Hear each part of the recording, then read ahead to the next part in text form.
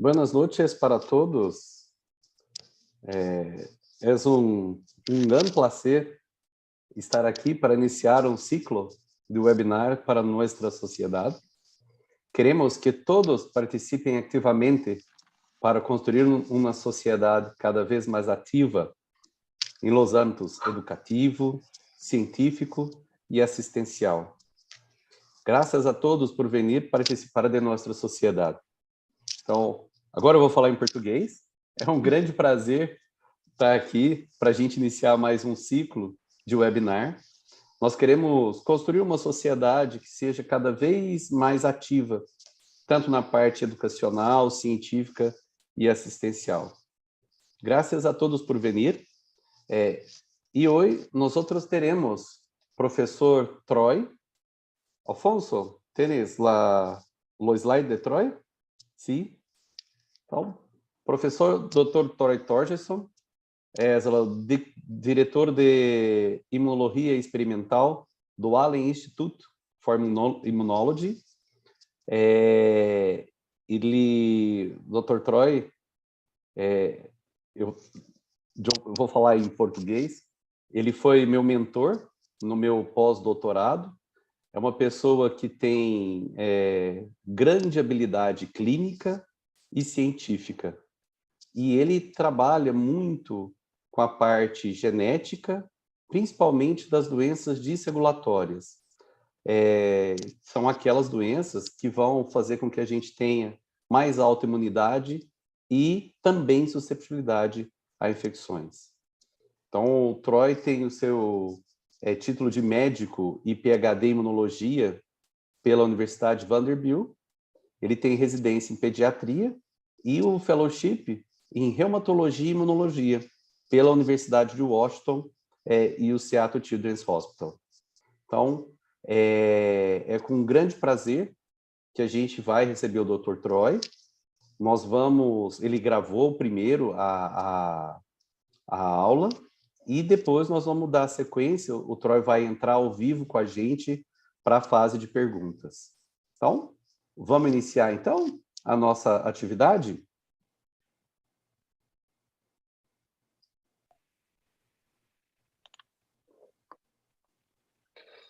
Hello, it's a pleasure to be able to join you today to give this talk to the LACID group, and thank you for inviting me. And I'm really excited to be able to join Jesmar and all of you this evening. So I'm going to be talking about the diagnostic and management considerations for inborn errors of immunity with immune dysregulation. And some of you may have already heard some of this previously in other talks that I might have given here and there. My hope is to have something that's fairly practical and something that you can use as you think about treating and diagnosing your patients. And so hopefully there will be something here that's useful, and we'll just march through this, and then I look forward to being able to take some questions toward the end. These are my disclosures. None of these disclosures are actually relevant for this particular talk, but these are ones that I have. So the outline for tonight's talk is going to be as follows. I want to start with 3 informative cases. Some of these may sound similar to some patients that you've got. These are all patients that I've had the privilege to be able to see. And so we'll start there. Then we'll talk about PIDDs, PIRDs, and diagnosis, and what the difference of those are, PIDs, PIRDs, and diagnosis. We'll talk about treatment and challenges and opportunities related to this group of disorders that have immune dysregulation. So one of the points that I want to start with related to these patients that have an immune dysregulation phenotype is that many of these patients with immune dysregulation present initially in non-immunology clinics, meaning that they might present first in gastroenterology, hematology, oncology, rheumatology, and that's the case for all 3 of these patients. The first presented first to a gastroenterology clinic, the second to hematology, oncology, and then to rheumatology, and then the third first to infectious diseases and then to rheumatology. ultimately, all of them made their way to see an immunologist, but they started in these other clinics. And one of the points that I want to just hammer home is that these patients, oftentimes their primary medical care is in other clinics, and so we need to build partnerships with our friends and colleagues in other areas of medicine in order to get them thinking about these diseases as well. So let's start through these cases. So case number one is an infant male with severe diarrhea. So he was born at normal. He had a normal term vaginal delivery. He, around a month of, actually around a week of age, developed watery, foul-smelling stool beginning within the first week of life. Then he developed eczema about a week after that. And then around 2 months, he presents to the emergency room in diabetic ketoacidosis. And while in the ICU, he was noted that he had pretty significant failure to thrive. And while in the ICU, developed autoimmune hemolytic anemia and thrombocytopenia. With he required several packed red blood cell transfusions, and his platelet counts dropped to less than 30,000 because of his ITP. And his near the end of his ICU stay, they were getting an immunology workup, and the immunologist ordered immunoglobulins that showed the following immunoglobulin profile. And for those of you who've seen patients with this sort of presentation will already guess what the diagnosis is for this patient. This is a pretty classic, typical diagnosis for Ipex syndrome. So this is again a male who develops typically enteropathy, skin disease, and then other autoimmunity of other organs, and typically IgE levels are quite high. So this is a fairly classic case of that. And so this patient had a mutation in FOXP3. The first two clinics or specialists to be called when he was admitted to the ICU were endocrinology, of course, for his diabetic ketoacidosis, and then gastroenterology because of his chronic diarrhea. Ultimately made his way to immunology. This is the patient's mutation. It was an E323K mutation that lies here near the fork head DNA binding domain, and this is his flow cytometry for regulatory T cells. In a healthy control here, and here's the patient's regulatory T cells. Here you see that he had plenty of FOXP3 positive cells, but none of the really bright FOXP3 bright cells, and so that was his story. Just a reminder that FOXP3, of course, is required for the generation of regulatory T cells, and so in the absence of regulatory T cells, the effector T cells are essentially they have very few breaks, and so anytime they get stimulated, often at mucosal surfaces, at the gut, or at skin, where they're activated by bacteria and other immune activators, the regulatory T cells need to act to keep everything quiet, and of course they're not there and can't or don't function well, and so these patients develop severe autoimmune disease. So that's case number one. Case number two is a 10-year-old female with cytopenias. So this young lady presented initially with cytopenias. She had autoimmune hemolytic anemia with a hematocrit of 14%. She had a atypical C ANCA at the time, and some other odd kind of autoantibodies. She had was noted to also have a malar rash, and she was seen initially by the hematologist because of her autoimmune hemolytic anemia, but then subsequently by the rheumatologist because while shortly after being admitted for this episode of autoimmune hemolytic anemia, she developed joint swelling. And so you see here a picture of her knee, and you can it's a little bit subtle, but you can see the effusion here. And so she's got joint swelling, and that's where things were. She went home after this admission and returned actually to see the rheumatologist. And in taking her history, they noted that she had a rather significant family history. And they found that, of course, she had these cytopenias that had presented at age 10. She'd also had some episodes of cough, and they wondered about interstitial lung disease. She had a brother who had type 1 diabetes and ITP, another brother that had autoimmune hepatitis and developmental delay, and a sister who had chronic anemia and asthma and abdominal pain, all of these starting around age 13. None of these kids had a firm diagnosis. Their mother actually had passed away at in her 30s of episodes of cytopenias. She'd had her spleen removed because of her cytopenias to try and treat those. But ultimately, she developed myelodysplasia and died in her 30s. And then, interestingly, the maternal grandmother also had myelodysplasia and had problems with that. And so, quite an extensive family and impressive family history. This young lady, then, she kind of her arthritis is treated. Some local steroid injections, and then at age 12, she presents with recurrent sinus infections and chronic non-productive cough, and she's noted to have the chest X-ray, or sorry, the chest CT scan that you see here with all these nodules kind of throughout the parenchyma of the lung and some ground glass opacities. She was noted to have very significant splenomegaly. And so this was her presentation at 12 years of age. And then she was ultimately underwent genetic testing based on this impressive family history and was found to have a mutation in CTLA4. And her mutation is actually a nonsense mutation where she makes the first 51 amino acids of CTLA4, which is actually the extracellular domain, but then it's a nonsense stop codon, and so she doesn't even make any transmembrane domain. So she's truly CTLA4 haploinsufficient.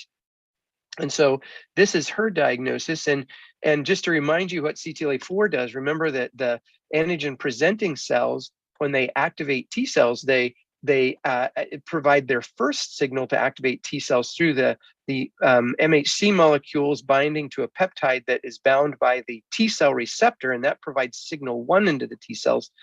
Signal 2 to activate T cell comes from the co-receptor CD80 and CD86 that activates T cells through CD28. And then signal 3 to activate a T cell and get it growing comes through inflammatory cytokines that stimulate it and get it going. And so it turns out that regulatory T cells and highly activated T cells express a molecule called CTLA4, and CTLA4 binds, actually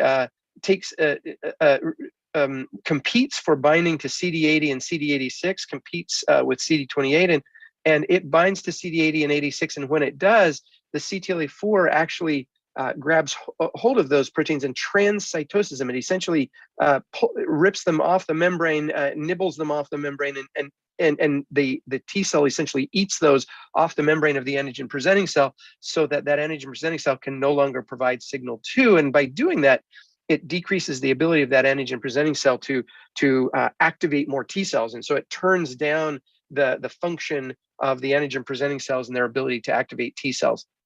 And so by doing it, it suppresses the immune response, it cools everything down and works. And just as a reminder, of course, if you're CTLA4 haploinsufficient, your T cells only have half as much CTLA4 as they have on their surface, as they should have on their surface. And so as a result, it's not enough to mediate this process and keep patient and to tone down the immune system sufficiently.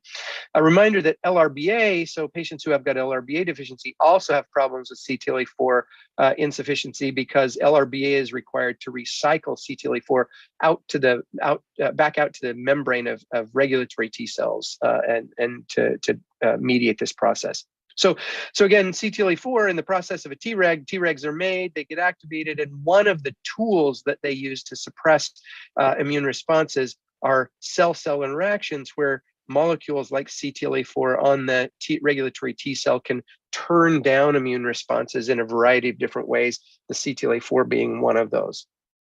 So here's this young lady. She goes along for a number of years before the diagnosis was made. Actually, about 7 years you're seeing here.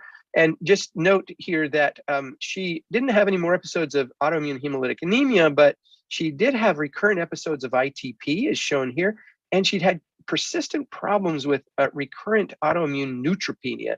And so once she was, the molecular diagnosis was made and she was started on abatacept or CTLA-4 Ig, all of her cytopenias got better. So all of her numbers and counts came up. Again, this abatacept is just giving back more CTLA-4, exactly what's missing in these patients, and it can be very effective in these patients. Okay, this is case number 3, who is a Korean female with weird infections and autoimmunity. So she was born, and at 21 months of age, she had her first infection, which was a left herpes keratitis. And so she had an eye infection with herpes. A month later, she shows up to the rheumatologists because she has arthritis of her knees, wrists, and fingers. And at that point, she was diagnosed with polyarticular JIA here at 22 months of age. And she's treated for that. She goes on, she's prescribed therapies. She kind of takes them off and on. She's not, doesn't take them consistently, but over the next few years, her arthritis waxes and wanes. And at 6 years of age, she presents with pneumococcal sepsis and polyarticular septic arthritis after she undergoes a traditional medicine therapy called moxibustion, which is a type of acupuncture in which the acupuncture needles are heated with a little sort of a little burning packet at the end of them that heats the acupuncture needles. And following this treatment, this acupuncture treatment, she developed pneumococcal sepsis, pneumococcal septic arthritis in multiple joints, and required surgical debridement of those joints. She was really, really sick at that point, as you can imagine. And towards the end of that admission, she was getting better. They noted that she had low IgG and poor responses to Pneumovax. The immunologist had been consulted, poor responses to pneumococcal vaccination. And so she was started on IVIG, but she only took it for a couple of doses before the family stopped it because she was having some side effects, and they wanted to pursue other forms of therapy. So at age 7, then she presents again with coughness, shortness of breath, and she's got diffuse alveolar hemorrhage. So she's got now blood in her lungs, and she's diagnosed with pulmonary capillaritis, or a vasculitis affecting the capillaries of the lung, and is diagnosed with now not just polyarticular JAI, but with a possibility that she's got lupus actually now. And so she is started on a combination of cyclophosphamide and rituximab treatment. And so she's given that therapy, and she does a little bit better for a while, and she's followed. And again, IVI, she was noted to be hypogammaglobulinemic. Her IgG was about 300. She was offered IVIG again, and the family refused. At age 11, then she develops cough and pulmonary nodules on CT scan, and she's noted to have aspergillus now on her BAL. So the history is all these weird infections that make us think, boy, something's really wrong with this young lady. But not only weird infections, but really significant autoimmune disease that she's got. And so that combination was really striking in this patient. And at age 12, she ultimately undergoes exome sequencing because of this. And on the exome sequence, she's noted to have a RAG mutation. And so she has a hypomorphic RAG mutation. And remember that, of course, RAG deficient hypomorphic RAG mutations allow for some cutting of the immunoglobulin and T cell receptor loci, but not very efficient. And so these patients, they develop this inflammatory disease because they get really only a small repertoire of T cells and B cells that leak through. And this has been shown in these hypomorphic RAG mutants have been shown to have all sorts of autoimmune diseases and immune dysregulatory phenotypes. And that turned out to be the case for her. One of the mutations was a known mutation that had been described previously and was known to be associated actually with SCID. So she had one mutation that was very severe. The other mutation was an unreported mutation, was really a variant of unknown significance. And so to prove that that variant was in fact functionally deficient, we performed a test by staining for mate cells, so mucosal associated T cells, and so that's by staining for a T cell receptor, a specific T cell receptor chain called V alpha 7.2. And you see here's a normal individual, and these are their mate cells, and the patient has really low mate cells. And this is the V alpha 7.2 is this is known to be useful for measuring the activity of RAG genes, because the V alpha 7.2 gene segment is clear down here at the end, and it requires multiple rounds of cutting and joining for T cells to get all the way out to using the V alpha 7.2 segment. And so it's a nice way to sort of measure dysfunctional RAG activity in these patients. And so those are the three cases. And so it's again, the theme here is immune dysregulation caused in these cases each by various genetic defects in something that affects regulatory T cells or T cell maturation and an expansion. And so that's just to sort of give you a sense for the breadth of some of the ways that these patients can present. And we'll talk about that a little bit more in just a second. So let's talk about PIDs, PIRDs, and diagnosis. So when we talk about PIDs and PIRDs, what are we talking about? So the PIDDs or immune deficiency, primary immune deficiency disorders. These are the what we've thought of, you know, for a long time of what immunodeficiency disorders are. These are patients who present with severe or unusual or recurrent infections, and they might also have autoimmune disease. If they survive their infections, they may develop autoimmune disease. But for the most part, most of their morbidity and much of the mortality associated with primary immune deficiency disorders is related to infections. That's in contrast to immune dysregulation disorders or primary immune regulatory disorders, where really the problem is more that patients present with recurrent or severe autoimmune disease, immune dysregulation, and it's really the immune-mediated pathology that's dominant. They might also get infections, but the infections typically are not the things that dominate their clinical features. It's really the immune dysregulation that dominates their clinical features, as shown by the cases that I've just shown you. And so this is the number of genes from the previous IUIS gene list published in early 2020. There were 430 genes, and about a third of those, by my count, fall into this group of immune dysregulation disorders or IEI disorders with immune dysregulation features. So what are some of the major features of these PIRD or immune dysregulation disorders? Well, one of them is autoimmunity targeting multiple organs. So these are you know, autoimmune cytopenias. The GI tract is a common target, the lungs, the endocrine system. So autoimmunity, so autoantibodies and cell-mediated autoimmunity. The second is some of these patients develop severe inflammatory disease. So these might include periodic fevers, it might be hemophagocytic lymphohistiocytosis, or it might be allergic type inflammation.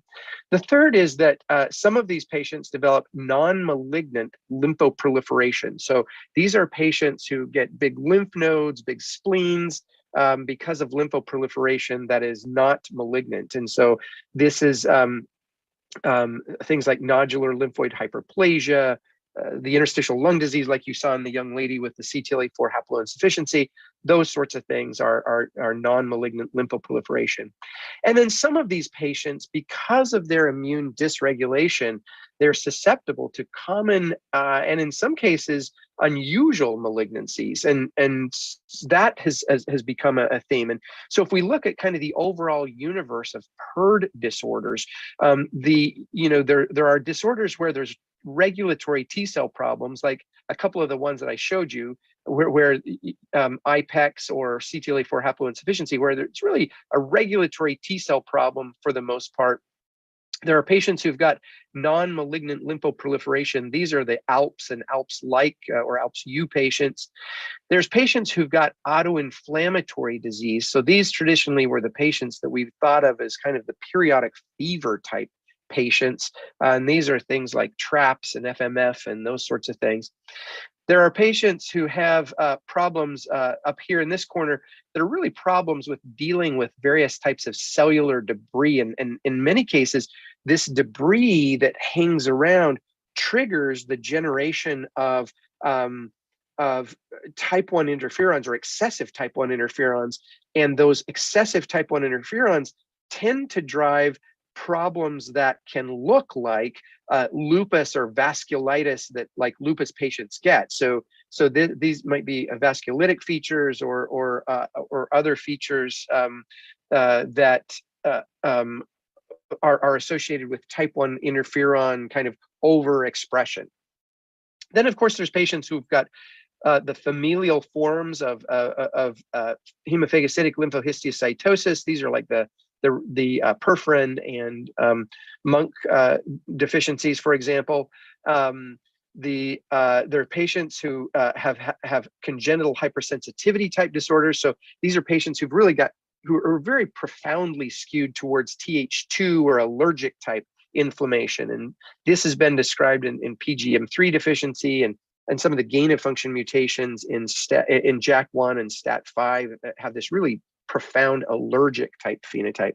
And then the last one, as I mentioned, that is here, which is relatively new, is in really kind of thinking about this as an immune dysregulation problem, are disorders that are associated with various malignancies. And so we know, of course, about the STAT3 gain of function and the development of LGL, leukemia, the patients with PI3 kinase, activating PI3 kinase mutations and their propensity to develop B cell malignancies, et cetera. So those are disorders that can lead to malignancies. Now, we know that in very early onset and infant onset IBD, there's a significant proportion of those patients. It's been estimated in several cohorts around 20-25% of those patients have mutations in genes that we're familiar with from the immunodeficiency world, CAP deficiency and chronic granulomatous disease.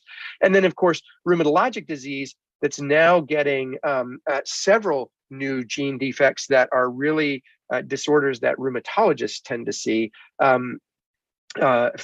more frequently, including the adult rheumatologists with somatic defects in UBA1, which have now been associated with relapsing remitting polychondritis in adult males as an acquired mutation. So really, these two areas are areas that are really the IBD and rheumatologic disease, where there's going to be, I think, areas, a lot of new work in new gene defects that are really going to make a lot of inroads there and be very informative in telling us about how these diseases really occur. So what are the features that suggest that it might be an immunodeficiency or an immune regulation disorder that you're dealing with? I tell the residents and the medical students, the patients who present too young, so patients who present really early, with really significant, weird autoimmune disease. So think about the RAG patient that I mentioned. She had an unusual infections early on at less than 2 years of age, and then she developed this, really severe, profound polyarticular JIA at less than 2 years of age, so very young. Too much going on, and that's kind of the case with that RAG patient, and also with each of the patients that I mentioned. Each of them just had a lot going on. They had the first patient had enteropathy, and then he had skin disease, and then he developed diabetic ketoacidosis, so he had an endocrinopathy, and then he developed autoimmune hemolytic anemia. And the patient with CTLA4 haploinsufficiency had a bunch of stuff going on, as did the RAG patient. So just too much going on, a severe phenotype, multiple organs involved, multiple seemingly unrelated features. So like the RAG patient, weird infections, and paired with really profound, weird autoimmune disease should really trigger you to think, boy, this patient may have one of these genetic IEI disorders that is associated with immune dysregulation. Patients who are too weird, so patients with unusual infections, like patient 3, the RAG patient, unusual types of autoimmunity, weird combinations of infections and autoimmunity, et cetera, or some combination of the too young, too much, too weird idea should trigger you to think about a genetic diagnosis in these patients. And really, once you think about that, I think the problem with these PERD disorders, as all of you are, I'm sure, aware, is that, and it goes for immunodeficiencies as well, that unless the presentation is really, really classic, which is not usually the case. Most patients these days, it seems, I don't know that I've seen a classical presentation for any of these disorders, it seems like, for a while. They all present with a lot of overlapping features. And so if you can almost build a Venn diagram of their symptoms that looks like this, where there's just tons of overlapping features. So your ability to think, I'm going to sequence this gene because it seems like that disease, I'm not very good at being able to do that anymore. I used to think I was okay at it, but not anymore. And so just to demonstrate that, the stat here's I've listed here the diagnoses that have been reported in the literature associated with STAT1 gain of function mutations, for instance. So all of these different diagnoses are reported in the literature and attributed to STAT1 gain of function mutations. Similarly, all of these diagnoses have been reported in the literature and attributed to ADA2 deficiency. And so, again, really broad, diverse phenotypes, which means that if you think about one of these disorders and you want to do genetic testing, I would strongly encourage you to take advantage of broad-based sequencing, whether it's a gene panel or an exome approach.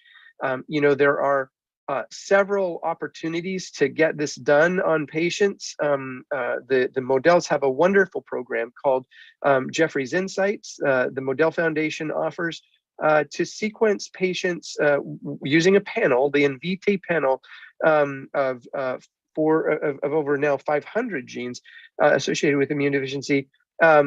And you can apply for that for your patients and get them sequenced. And it's a really, it's a remarkable program that provides opportunities for us to really get genetic information on some of the most, the patients who need that information the most. Now, one of the challenges that has emerged, I think, in these PERD disorders particularly, is that we're now realizing that some of these disorders can actually occur because of somatic mutations, as I mentioned. So these are mutations that you're not born with it, but you acquire it. And that acquired mutation can now cause a growth phenotype and can cause a cell to become activated and inflammatory, for instance, and can drive a disease. And so this is from a nice review, as shown here, from 2019, where they review all of the immune deficiency or IEI type disorders where there is a germline mutation that's been described, but now there are patients that have been described in the literature with somatic mutations. Y'all are probably familiar with the FAS mutations that lead to a somatic form of ALPS, but that's now been extended to a number of autoinflammatory genes, STAT3, STAT5B. All of these have now been reported in the literature as somatic mutations that can, when they're present in as few as even 5% of certain cell types, it's enough to drive the full phenotype of the disease. This is another example. These are somatic STAT3 gain of function variants that occur only in the CD8 positive T cells and cause this phenotype of pure red cell aplasia. Again, an unusual hematologic disorder, but caused by these STAT3 gain of function mutations that occur only in CD8 T cells. And then this is a paper from Megan Cooper's lab that was published just this last year, identifying somatic gain of function mutations in toll-like receptor 8. And these patients have a really profound phenotype, even though they've got less than 30% of their cells that have the mutation in it. These patients develop a combination of an immune deficiency and immune dysregulation with really significant inflammatory disease, ultimately leading to neutropenia and bone marrow failure. And these patients ultimately have undergone bone marrow transplant successfully in a few cases. So again, somatic variants are rising. The number of disorders that have where we're finding somatic variants are growing. Now, interestingly, for almost none of these develop an immune deficiency phenotype. This one, TLR8, has part of it is an immune deficiency phenotype, but most of them actually have an immune dysregulation phenotype because the cells are hyperactivated, they're doing things they shouldn't do, they're causing inflammation and other things, and that causes problems. I mentioned the UBA1 mutations before, this syndrome called Vexus syndrome that was described where unlike TLR8, for instance, where there was one germline patient identified and then 5 patients with somatic or acquired variants, the Vexus patients so far, the ones that have relapsing remitting polychondritis, that's only a somatic disease in adults. It's not been described as a germline defect, and so I suspect that we're going to see more and more of these somatic variants coming down the line. Now, the problem with somatic variants is that they're very difficult to identify by either, by traditional sequencing approaches, whether that is Sanger sequencing or by these next generation panels or by exome sequencing. Because if the mutation is present in, say, only 5% of the peripheral blood cells, when you sequence those, that the nucleotide where the mutation is mostly going to look normal because 95% of the cells have a normal sequence at that location. And so oftentimes the software that's used to interpret genomic sequencing data, if there's a variant present at less than 5% or less, or sometimes less than 10% or less, it just says that's, it's a sequencing error. It's a problem with the technique. It's not really a variant there. And so these get missed. And so we need better tools to be able to find these somatic variants. And I think there will be better tools coming, but at the moment, these are difficult diagnoses to make. And again, it requires a lot of clinical suspicion. And I would just suggest that if you really strongly suspect a particular disease, but yet you don't find a mutation, don't just give up. Reach out to people in the field who might be studying that disease, ask them if they've got any other ways to study it, to try and identify whether or not a patient may have a particular defect, because these somatic variants can be very difficult to pick up. Let's move now and talk a little bit about treatment and some of the challenges and opportunities associated with PERD disorders and what we've got. So let's just talk a little bit about management of these disorders. I think, first and foremost, don't forget the basics. These patients usually are really oftentimes quite sick. And so, focusing on simple things can oftentimes, just that alone can improve quality of life. So if patients have bad enteropathy, providing nutritional support and getting a nutritionist involved to help them with being able to get their nutrition in a better place. Sometimes you end up needing to actually put patients on TPN or total parenteral nutrition for a while to get them to sort of bring them back from being super sick and to beef them up a little bit before you make progress. Treat the skin disease. A lot of these patients have skin disease. They've got rashes, treat that skin disease. If they've got bad psoriasis or eczema, treat that as much as you can with topical therapies. Involve your wound care team if you need to. A lot of these patients have bad teeth because they've got some of these disorders have oral inflammation associated with them. And so, get them in to see the dentist. Get the dental care is important because, again, it's an entry point for infections and other things.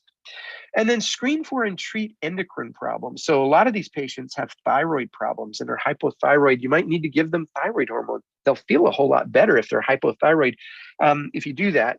Some of them have, undiagnosed borderline diabetes, and that can be problematic. And so you need to screen for those sorts of things. So don't forget the basics with these patients. As you dig deeper to try and find a genetic problem, make sure that you're improving quality of life as much as you can by taking care of the basics. One of the points that I want to just hammer home is that, sometimes with these disorders, especially if you don't have a genetic diagnosis or you don't have one yet, sometimes you can kind of figure out and get some ideas about what's going on with the disorder and what the main driver cells of the disorder are just by doing biopsies of the affected tissues. So one place that I find biopsies really useful, or a couple of places, are the gut and the lungs, are both places where biopsies can be really, really helpful. They can tell you whether there's lymphoproliferative disease there, and they can tell you and whether you need to treat that. In the gut, generally, kind of in my simplistic way of thinking of things, oftentimes there's kind of two major buckets that these patients tend to fall into. One of them is a bucket where patients just have profuse watery diarrhea. Oftentimes, if you do an endoscopy and biopsies, you'll see villus atrophy in the duodenum, and you might see a loss of goblet cells. And these patients just have really profound autoimmune enteropathy typically. And you do the biopsies and you see lymphocytes there. And sometimes they say, gosh, it looks even a little like celiac disease. But oftentimes there's lots of lymphocytes. You might see lymphoid hyperplasia. And if you do that, then you know that you need to decrease the number of lymphocytes there, and you can do that with sort of a lymphocyte targeted therapy. And so sirolimus or rapamycin is often, if I don't have a genetic diagnosis, one of my go-to drugs in these patients who've got more of a lymphoproliferative autoimmune sort of gut disease. In those patients who don't respond, I move to tacrolimus, really trying to tackle the T cells. Other patients, you go in and you do and they give you a history, not of watery diarrhea per se, but really of like bloody diarrhea. And you go in and you have the gastroenterologist go in and do biopsies, and they say, boy, it's just really friable. It's angry. The mucosa is red. It bleeds easily when you biopsy it or bump up against it with the endoscope. And those patients oftentimes when you biopsy them, lots of eosinophils, lots of neutrophils. And in those patients, I often start with things like steroids, TNF inhibitors, or even IL-1 inhibitors in these patients. There's small case reports of, for instance, in patients with IL-10 and IL-10 receptor deficiency, that IL-1 inhibition using IL-1 receptor antagonists can be beneficial just to quiet the disease down and allow you to catch up and get them healthier before, for instance, going to bone marrow transplant. So I just say, get tissue of the the most profoundly affected tissues as often as you can. Have it stained for B cells and T cells to try and just understand, at least in a basic way, what's there. This is, for instance, lymphoid nodular hyperplasia, and this is staining for T cells here and B cells, and you see really B cells in a middle zone and with surrounding T cell zone. It looks like a lymph node and a lymphoid follicle, and this is what you see in the setting of kind of chronic inflammatory disease. Oftentimes in the tissues, you get these pseudo follicles that sort of build up, and so if you deplete either you tone down the T cells or you deplete the B cells with something like rituximab, that can be beneficial. Now, what about treating the immune system problems in these patients? And I think this is where it gets really sometimes tricky and makes us feel really uncomfortable, sort of like this kid on this roller coaster, because sometimes when a patient is immune deficient, they're having a lot of infections. It really makes you pause before you now start them. You make them more immunodeficient. You want to give them drugs that are going to tone down their immune system even more, and that can be quite uncomfortable as a provider. And but you have to do it to be able to control the immune dysregulation aspects of their disease, because oftentimes these patients, even though they've got infections, oftentimes these patients that have more immune dysregulation features, they are at risk of dying from the immune dysregulation features as much or more than dying from infections. So you have to do it, and you have to treat them. And so what I say is, get the genetics, be as targeted as possible with your therapy. And you often need to be pretty aggressive with your immune suppression in these patients. They sometimes, because of their underlying genetic problems, they don't respond as easily or as well. And so sometimes you have to be pretty aggressive with your therapy. Add prophylactic antimicrobials, so prophylactic antibiotics, pneumocystis prophylaxis, other fungal prophylaxis as needed. If you need to do that, if you put them, and then if you get uncomfortable and aren't quite sure what to do, phone or email a friend for advice. So email folks in the field who may be treating patients with these types of disorders and get their input about what they might do, or what they might do. And then, if the patients are really very difficult to treat and you're having challenges with them, then you can always consider sort of the ultimate immunomodulatory therapy, which is a bone marrow transplant. And we'll talk a little bit about that in a few minutes. Again, if you're going to do this, try and be as targeted as you can. And so there's a number of targeted therapies that many of you are aware of that are now being used in these disorders. Some of them are, even though they're targeted, for instance, these drugs like tacrolimus, rapamycin, they're really, they really affect T cells more. It's a broad effect, and so it's not quite as targeted as something like CTLA-4 Ig, or for instance, PI3 kinase inhibitor in patients with activating PI3 kinase mutations. But try to be as targeted as you can, because for instance, if you've got a patient with CTLA-4 haploinsufficiency and the sorts of problems that the second patient that I presented have, you could treat that patient with a lot of steroids. You could treat them with other non-directed immunosuppressants, which would add to their immune suppression, or you could add this very targeted therapy that really is not associated with profound increased risk of infections per se. So being as targeted as possible is really to your advantage, and that's one of the main reasons for doing genetic testing in these patients, not only to get a diagnosis.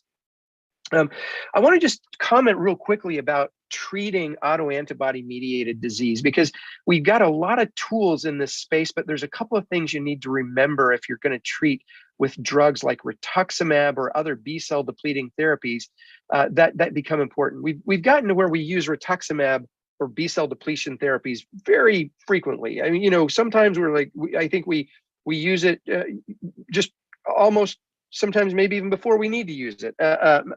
It's become so readily accessible and available. And so just one of the things to remember is that these drugs they deplete sort of the B cells as they're developing, but they deplete kind of the middle B cells, the ones that are growing and developing. And so they deplete these, but they don't deplete the plasma cells that are actually making the autoantibodies. And because of that, you can, let me just jump over here real quick. Because of that, it can take a while before you see a response. And so this is from a meta-analysis, a systematic review of the use of rituximab in ITP, showing that the median time to disease response in ITP was 5.5 weeks, because you give rituximab, it depletes those B cells in the middle, doesn't deplete the plasma cells, and so you have to wait for those plasma cells to either die off or to kind of settle down, and before you now start to see the effect on the antibody-mediated disease. In diseases where the drug is, or where the B cells might be deeply in the tissue, embedded in the tissues and secreting their autoantibodies, you might need to wait even longer. And this is a systematic review of pemphigus nodularis, where there's a known pathogenic autoantibody, where the median time to remission of or response of disease was 5.5 months, not weeks like it was in ITP. In this case, it's 5.5 months, probably because the B cells that are the plasma cells that are making this antibody are probably deeply embedded in the tissues, and waiting for them to die off takes a while. So what other options do you have? Well, we've got a lot of other options. So you can block B cell maturation with belimumab or BAF, which is here in the States, it's FDA approved. The indication was lupus initially, but people have begun to use it for other things. There are now drugs like anti-CD38 and bortezomib that will kill off the plasma cells preferentially. They'll get rid of the plasma cells. They may get rid of other cells as well, but they've got a preferential effect on the plasma cells and can deplete those. Of course, if you've got circulating autoantibodies, plasmapheresis, high-dose IVIG can be very helpful. Eculizumab can be used if you've got an autoantibody-mediated process like autoimmune, treatment-resistant autoimmune hemolytic anemia can be has been treated and reported in the literature with blockade of complement fixation using eculizumab. And then the most recent player on the market is really the BTK inhibitors that were designed for treating B-cell malignancies, but now are being employed in autoimmune diseases, and so are available to treat autoimmune diseases that are mediated by antibodies. So let's talk a little bit about bone marrow transplant, kind of the ultimate immunomodulatory therapy. So, I think there's some big questions related to bone marrow transplant in patients with PERD diseases. It works pretty well, at least based on what's been reported for many of them. I would say that the jury is still a little bit out for some disorders. I think STAT1 gain of function patients are still challenging to transplant, although I think we need more data there to see if there's been improvement since the last time that we looked at this. But one of the big questions, like in the patient that I mentioned here, that second patient, is what's the best timing to move to transplant? So you remember this young lady, she presented at age 10 and then she went on. And so now she's a teenager and she's 17 years old. She's on CTLA-4 IG. She's doing quite well. Her cytopenias are better. She feels a whole lot better. But she wants to go to college and she wants to work. And she says, I'm really kind of tired of these frequent infections. I just want to be healthy. I really want a bone marrow transplant if there's a chance to be cured of this disease. But the problem is that she's got no matched sibling or matched unrelated donors available. We thought about a cord blood, but she doesn't have, she's now essentially an adult-sized patient where doing a cord blood is not trivial. You'd probably need to do a double cord blood transplant in order to have enough CD34 cells. And she doesn't even have a matched cord blood in the data bank. And we thought about a haplo-identical transplant, but her mother is dead, as I mentioned, and her biological father has been out of the picture since she was an infant, and she contacted him and he was unwilling to donate. And all of her siblings are affected in some way. And two of them have mutations in CTLA-4, and the third one we think has a mutation, but it hasn't been tested yet. So what do you do in her case? I mean, or what if we did have a donor?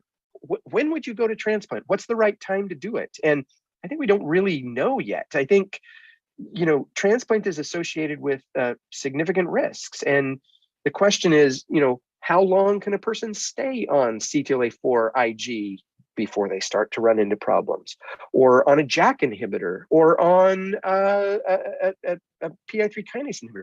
We have no idea, actually. And so it's trying to balance risk and for risks that we don't yet fully understand. And so these are real challenges in these patients, and we need to understand better, how do we transplant them so that survival is better, so that we maybe feel more comfortable about, what's the right time to take these patients to transplant. I think that's a big question. Another big question is how much donor chimerism is sufficient to correct the disease. There are some of these diseases where if in a healthy individual, all of their immune cells are happy. There's some mutations like Ipex, for instance, where key immune cell subsets like regulatory T cells are just, they're just not there. And so all of the other cells now get angry and they cause problems. There's mutations that are everywhere. So things like the STAT mutations and PI3 kinase, where that just make all of the immune cells essentially angry, and because of these activating mutations that get everybody revved up. And then there's somatic mutations where you get just a few cells that acquire the mutation, and they start to make other cells unhappy around them. And so the question is, how much donor chimerism do you need to cure the disease in each one of these? And I don't think we know yet. I think what we are beginning to understand is that for these diseases, for instance, these gain of function mutations, if you leave behind some cells that contain the gain of function mutation, you're at risk that the transplant is not going to cure the disease, because those gain of function cells are just going to go on as shown here. If you get mixed donor chimerism and you leave some of those gain of function cells behind, that can cause problems, and those patients may continue to have disease. And so I think that mixed donor chimerism, it might be okay in Ipex, although we're starting to even reconsider that. Maybe CD25 deficiency, it's been reported maybe that it's beneficial, that it works there in the STAT5B loss of function patients. These others, we probably need full donor chimerism in these gain of function mutations, and I think we really don't know for sure yet in disorders like CTLA4 insufficiency and LRBA whether full donor chimerism is absolutely required. And then lastly, survival is okay in most of the reports in these disorders. Like I said, there's some of these PERD disorders that don't do as well, but it's not outstanding, meaning 90+% survival in most of these patients. And so the other point that really was I guess hammered home to me now a few months ago was hearing about a patient with Ipex syndrome who had undergone bone marrow transplant and was, his Ipex disease was putatively cured, but he had ongoing complications related to his transplant. And because of that, ultimately, he got to a point that he felt like life was hopeless and that the future was hopeless. And after going through all of that, he committed suicide. And I think that we do not have a good handle on patients post bone marrow transplant to know, are patients truly better off post transplant than they were before? I think that this is an area where we need a lot more work to be done. Yes, they're alive, they've survived for longer, but is their quality of life good? And I think that that's where we don't have as much information, and I think we need to be really thoughtful about employing these very powerful approaches to treat patients. We do have, as many of you know, the Primary Immune Deficiency Treatment Consortium here in the States. One of the protocols that we're just about to open, hopefully soon, it's under IRB review right now, is a natural history study among the PIDTC centers here in North America to look at non-transplant and transplant therapy for patients with PERD disorders, really focusing on the PERD disorders that are really more kind of the Treg associated kind of defects and sort of the subset that we're going to focus on initially. But my hope is that these sorts of studies can be expanded to tackle a broader swath of the PERD disorders going forward, and that we can generate more high quality data about transplant outcomes, appropriate time to transplant, potential risks, and really quality of life before and after transplant. These are the enrollment criteria where patients have to meet specific clinical criteria to be able to be enrolled, and these are among the genes that will be included, gene defects that will include in this study. So I want to just acknowledge, so what I've shown you is we started off with some cases, then we talked about really diagnosis and management of these PERD disorders, and ended with just a few thoughts about bone marrow transplant in these disorders. Hopefully it's provided some thought-provoking ideas, some things for you to think about as you manage your patients. Maybe something in there that's useful, but I do want to acknowledge with the PIDTC study, my two co-investigators on that study, Alice Chan and Rosa Baqueta, and the protocol committee that's worked so hard to develop this clinical protocol to do this natural history study. I want to acknowledge them, and then of course the PIDTC, and it's our first chance to really do a real bona fide study on these patients, and look forward to getting the beyond just sort of a cursory survey study or something along those lines that we've done many of in the past. So I want to acknowledge that, and grateful for that opportunity to be able to do that. So anyway, with that, I'll stop and be happy to take any questions. Thank you very much.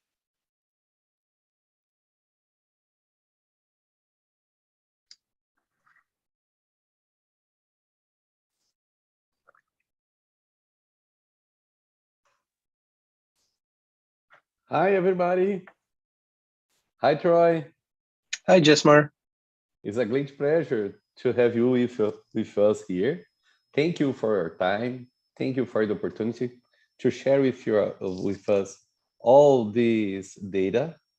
It's kind of you are concerned about how the things will go on. It's so amazing. It's awesome data. I only would like to thank you again to participate with us. And we have some questions, Troy. Eli, we will start to do some questions, and then Hello, we can Troy. talk more. Eli. Very nice talk, thank you. And we have a question from Sylvia asking if you have tried digital PCR for mosaicism discrimination. That's a great question. I think digital PCR is potentially a really good tool to use in the setting of mosaicism, but it's only really useful if you know where the mutation is. So if you know that a mutation is in a particular gene, then the digital PCR, for that particular gene, you can design a digital PCR assay for that. If you've got a patient where you don't have any idea what gene is mutated, then it's more difficult because it's initially finding the gene that becomes difficult. But once you find the gene, then digital PCR absolutely can be helpful in determining what the level of mosaicism is. It's a great question. I think one of the things that people have been thinking about is, would there be a way to do a more form of digital PCR, which is kind of, in a way, that's kind of what next-gen sequencing is. I think, but we really don't have great tools for looking at somatic mutations and mosaicism. Lorena, you would like to do the other question because it's in Spanish? In Spanish. Hi, Troy. Thank you very much for the presentation. We are very happy to see you again. And now, yes, I had a problem with my video. Yeah, you are. But now I'm here. Yes. I'm here. And Oscar Porras, thanks the talk, and he asked if you see a future in the treatment of these cases using technologies as CRISPR. CRISPR, yeah. So, yeah, and I think that there both CRISPR and gene therapy approaches, for these. I think so here's the challenge, and I would go back to the comment I made about bone marrow transplant and mixed donor chimerism. The challenge with both gene therapy and CRISPR mediated approaches is that you don't modify every single stem cell in a person with either of those approaches. Typically with gene therapy, you modify a small percent, you take out some CD34s, you modify those and you put them back. And for instance, in the case of SCID, what you're really counting on is the fact that if you now fix the gene defect, those cells have a growth advantage. And so they will outcompete any of the cells that you haven't fixed, right? And so that works great. And same for CRISPR, you take out a certain percentage, a certain population of CD34 or more mature cells, you fix those by CRISPR, you put them back, hoping that those will have a growth advantage. The problem with these gain of function disorders, so taking, for example, like the STAT1 gain of function or the STAT3 gain of function disorders, where the mutation is in every cell, if you only modify a subset of those cells, with CRISPR, you can exchange the gain of function mutation for a normal sequence, but if that's only in a small population of the cells, those gain of function, the cells that have the gain of function mutation in them probably will outgrow, they'll outcompete the normal ones that you've just created. And so I'm not very hopeful actually with the current technologies that we're going to be able to fix disorders like STAT1 gain of function, STAT3 gain of function, or IL-10 receptor deficiency, for instance. Now, for something like CTLA4 haploinsufficiency, maybe CRISPR would be sufficient there because you generate a pool of cells that have a normal amount of CTLA-4 on them, and maybe that's enough to quiet things down and settle down an autoimmune process. We just really don't know yet, to be honest. And this is where trying to understand better, like in CTLA-4 haploinsufficiency, what happens in the setting of mixed donor chimerism in that disease? We don't really have a good answer for that yet. What if you've got, say, 25% donor cells after bone marrow transplant? Is that enough? Are patients better with 25% mixed donor chimerism? We don't know. So I think that is, I think there's a chance that CRISPR and gene therapy will work for some of these diseases. I think for Ipex, I think there's a good chance that it'll work, but others, I have limited hope at the moment. Thanks, Troy. Eli? Yeah, well, we have another question from Alberto. In case of VUS with a compatible clinical phenotype, could we consider a hematopoietic stem cell transplantation? It's a great question, and I think again, you always want to treat the patient and not necessarily just the mutation. The mutation is helpful to reassure you that you've got the right thing and that it's curable by transplant. I think the challenge with variants of unknown significance, I think if a patient is clinically is sick and has not responded to other therapies and you just, that transplant looks like the only chance, then you need to consider transplant whether you've got a mutation or not. I think, that's the key. What we've done in the setting of these patients who've got either variants of unknown significance or in the setting where we've done all of sequencing and we still don't have a genetic defect, one of the challenges is the question of if you replace the hematopoietic compartment, so if you replace the stem cells and all of the hematopoietic cells, will that actually fix the disorder? In other words, if this is a gene defect that is caused by mutations, say in epithelial cells, and they've got gut disease, obviously you're not going to fix that by a bone marrow transplant. And so what we've done, so we have transplanted patients in the absence of a verified genetic defect. And it's usually in a setting where we've tried a variety of different therapies and they haven't worked. The patient is still sick and maybe getting sicker. And there's some evidence that immune suppression or things that modulate the immune cells actually are beneficial, suggesting that this is an immune-mediated process as opposed to something that's being mediated at the level of, say, epithelial cells or something else.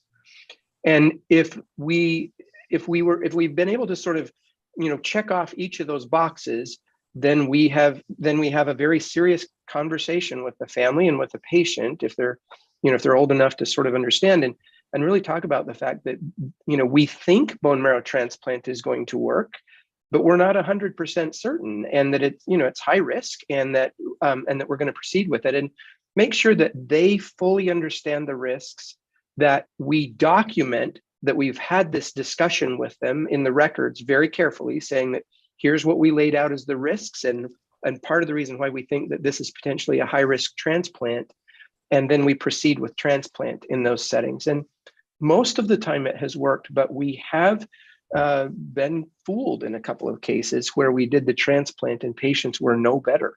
And that, in one case, we ultimately figured out why. And again, it was one of these situations where a mutation was really the problem was in a non-hematopoietic cell type. So anyway, that's how we've approached those. But it's complicated. It's really tough with these disorders. But again, treat the patient first and foremost. Eli, Lorena, do you have more questions? Not from the audience, but I'd like to discuss a clinical case of my own. A male patient in his 60s now, on his early 50s, began with the recurrent infection, not only typical of hypogamma plus intracellular infections like fungal infection. And he has hypogamma and absent B cells. No good syndrome element more element to diagnose, and the MVT panel was negative. So can we assume that somatic mutation is a possibility for this patient? I think it's possible. You know, we don't know about the mutations about somatic mutations that can cause that phenotype, but absolutely, I think I think we need to think about somatic mutations in all of these patients who have onset of disease later in life. I think I've learned a lot from, as I mentioned in the talk, this VEXAS syndrome of this relapsing remitting polychondritis in onset in adult males. Like, I think the earliest that they've seen that is in like the 30s for in patients, maybe a little bit younger, but mostly it's in the 30s and 40s is the earliest onset. And the patients are profoundly affected. I mean, it's really, and it's that particular defect is now on track to become the most common autoinflammatory disease that we know about. Actually, if you go, so it was described in the New England Journal now about probably about 2 years ago now, I guess, the original publication from the NIH. And if you search for UBA1 somatic or mutations, or for just VEXAS syndrome, there are multiple now large cohorts of patients. So 100 or patient or larger cohorts that have been identified and described and published within the last 2 years, in France and in Germany, and there are hundreds of these patients out there. And obviously the mutation these somatic variants need to confer probably some sort of a growth or survival advantage to allow the mutated cells to expand and cause problems. But I'm sure, I'm absolutely certain that there are a whole lot more somatic variants out there waiting to be discovered that we just don't know about. And I think we just need better tools to figure out how to get at them. Nice. Troy, I have a friend of mine. She is shy to ask you something. Then I will do the question for her. Okay. We discussed a case together today, and she'd like to know how to choose immunosuppressor when we suspected of a dysregulation, but we don't have the genetic defects, and we do not have a good biopsies in our hospital. Yeah, great question. Yeah, this is always a challenge, and sometimes it's either patients are too sick to get biopsies, or won't consent to biopsies, or it's hard. So I think depending on what sorts of symptoms they've got, you can kind of make a guess. I think as I mentioned with GI disease, I think, for instance, if they've got GI disease and they've got more just profuse watery diarrhea, that tends to be more lymphocytic type infiltrates as opposed to neutrophil and eosinophil infiltrates. If it's more bloody diarrhea, that tends to be more inflammatory, and so sometimes I use that if a patient has enteropathy to sort of decide. If they've got lungs that look like the patient I showed with CTLA-4 with lots of nodules and things like that, I mean, overwhelmingly, most of the time, that's a combination of T cells and B cells in the lung. We've been surprised on rare occasions, but most of the time, it's lymphocytic infiltrates in the lung. And if they've got big enlarged lymph nodes and spleen, that's, again, it's lymphocytes. So my bias is for the more lymphocyte mediated problems, I tend to go with again, trying to choose drugs that have a potential of being really beneficial, but with relatively low side effect profiles or favorable side effect profiles. Mm-hmm. So for the lymphocyte mediated ones, I really like sirolimus, so rapamycin, as that's kind of one of my first go-to drugs in patients who I think really have a lymphocyte mediated process, or CTLA-4 Ig, abatacept. Really favorable side effect profile, and sometimes I'll combine the two of those. If I'm really, if I try one and maybe a little bit better, but not fully better, sometimes I'll combine the two, because it really, they both have, in terms of side effects, they're not terrible when you think about the other drugs that we use. They're pretty favorable. If it's more of an inflammatory process, and I was going to say, sometimes I include steroids, especially if it's an enteropathy, I might include some oral steroid or some less absorbable steroids, to that. If it's more of an angry inflammatory process with the GI disease, I often will start with steroids first to just cool things off and see if I make some progress there. And then if that seems to work, but then things start to flare up again, then usually my first go-to for, inflammatory GI disease is often a TNF inhibitor. If they haven't had problems with fungal infections, or I'm pretty sure they don't have chronic granulomatous disease and things like that, I tend to use that with the inflammatory ones.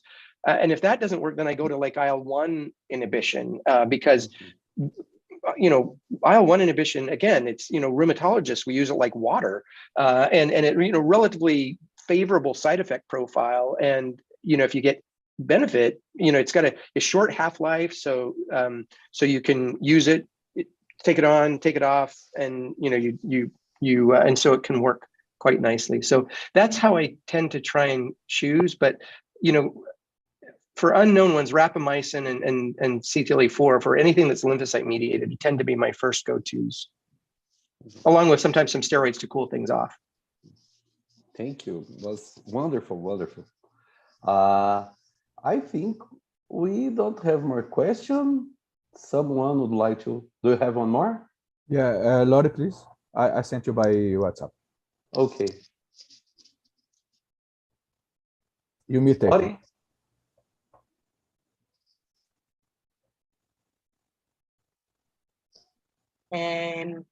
Vani Franceschi wants to know if is any register of cases with patients with LRBA deficit. A registry?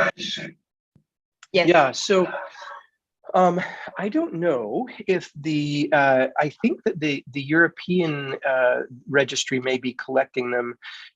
There have been a couple of pretty, now decent sized cohorts, patients, and that have been collected by Bodo Grimbacher's group, and then the transplants. Marcus Seidel in Europe has published on the transplant outcomes.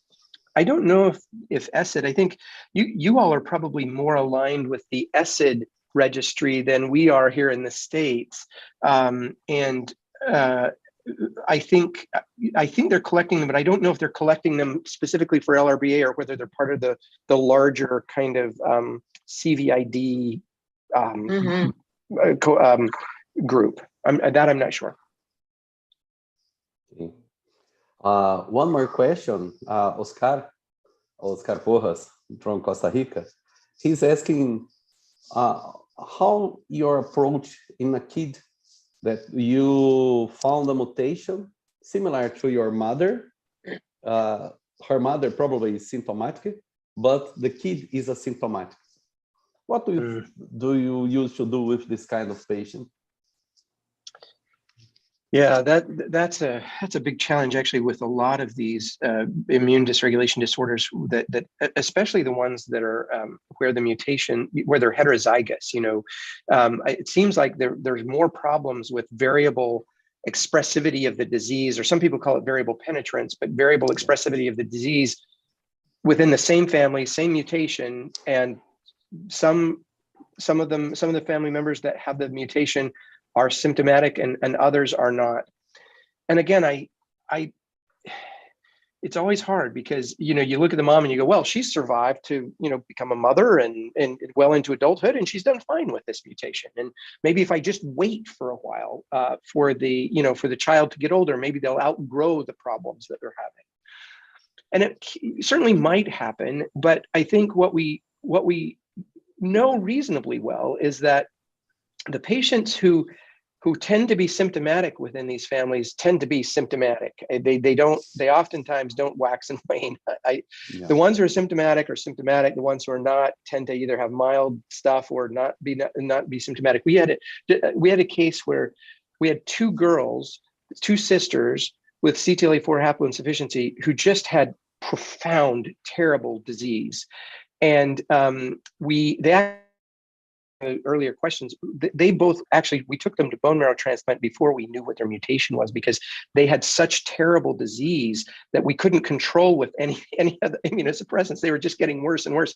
So we took one of them to transplant. She was cured. She felt great. She was doing well. And so her sister, who had also had terrible problems and was getting worse, we took her to transplant, both of them as young adults. And she did great with her transplant as well. And then we found the mutation after both of them had been transplanted, and they had CTLA-4 haploinsufficiency. So both of these girls had terrible, terrible disease. And they came to clinic one day with their father, who was in his late 50s, maybe early 60s, but we were asking about, you know, other family history, and it turns out that their father has the same mutation, and he's in his late 50s, early 60s, and he had one episode of ITP when he was a teenager, and he's never had any other problems. And I think, again, you have to treat the patient that's sitting in front of you with a disease and, you know, with the symptoms. I don't, for most of these, my experience has been that it's pretty unlikely that they're going to get better if they're already symptomatic. Most of the time, it's more likely they're going to get worse, or that an asymptomatic patient is going to develop symptoms as opposed to a symptomatic patient not, you know, getting better. So I think if patients are symptomatic, my tendency is to treat them and to work with the families and explain that there's this unusual thing about many of these disorders where there's variable expressivity of the symptoms within the same family. And we have no idea yet why that's the case. Rich areas of research opportunity there if people are interested. I'm not quite sure how to go about it just yet, but I think there's opportunities. Eli? Lori?